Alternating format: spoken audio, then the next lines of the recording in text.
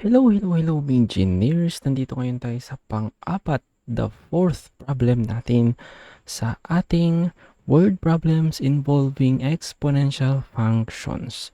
Kung nakarating ka hanggang dito, kapag nanonood ng video, maaari mong i-pause muna, try to answer, then saka na i-play para malaman kung ano yung tamang sagot.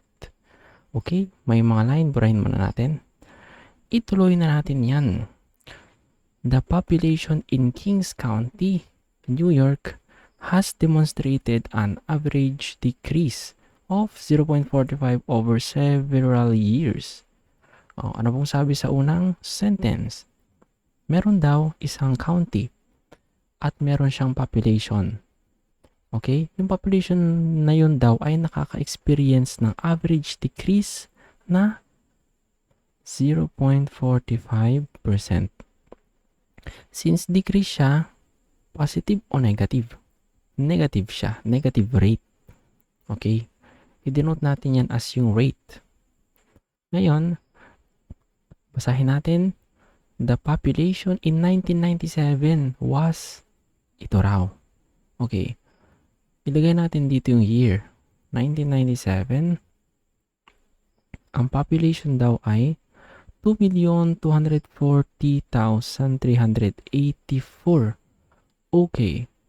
Find the projected population in 2015. Ang tanong, ano daw yung population ng town sa 2015? Okay. Mapapansin natin dito sa problem na to ay walang given na kahit anong function. Isa ito sa mga type ng problem kung saan ikaw ang mag-create ng mismong function para masagutan ito. Ngayon, nakita naman natin na ito ay population and ang mga population ay mga problems involving exponential function. Doon sa intro natin, kung napanood nyo na yung video natin sa introduction ng exponential functions, merong dalawang uri ng form pagdating sa exponential equations. Una ay yung, sige, isulat natin, y is equal to ab raised to x. Parang ganyan siya. Merong dalawa. Yung exponential function kung saan yung compounding ay in regular intervals. Regular yung compounding. Kapag regular yung compounding, parang ganito siya. P is equal to P sub O, then 1 plus R raised to N. Parang ganyan siya. Then, kapag continuous naman ang compounding, ay lumalabas yung ating Euler's number. Ganyan siya. E, R, N. Ngayon, dalawa ang ating choices pagdating dito sa problem na to. Ano ang gagamitin nating function? Para malaman natin kung ano yung gagamitin nating function dito sa dalawa, alamin muna natin kung anong uri ng compounding ang meron dito. Regular nga ba o yung continuous compounding? Hanap-hanap tayo ng clues. Sabi rito, average decrease of 0.45% over several years. Makikita natin na itong 0.45% ay average and over several years ang sabi niya. Kung i-analyze nating maigi, itong clue na to, sinasabi niya na 0.45% ang rate annually o per year.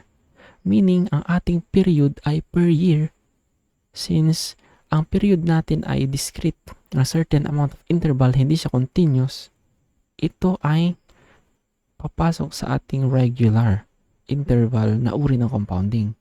Hindi natin gagamitin itong e raised to rn, kundi 1 plus r raised to n. Gamitin na natin yung formula na yan. Okay. Siyempre, kung 2015 ito at 1997 yung unang giniven niya, 1997 will be our time zero. And papuntang 2015, that will be 2015 minus 1997, or mahina ako sa math kaya i-calculate natin. 18 years. 18 years. Ayan, 18 years. Ang tanong ay, pagkalipas ng 18 taon, ilan na ang populasyon ng Kings County? Let's use the formula. Okay. P is equal to PO 1 plus R raised to N. Ayan. Meron tayong given na isa, unknown na isa. Okay, one equation, one unknown, kaya na natin isolve yan. Ang ating initial population ay ito.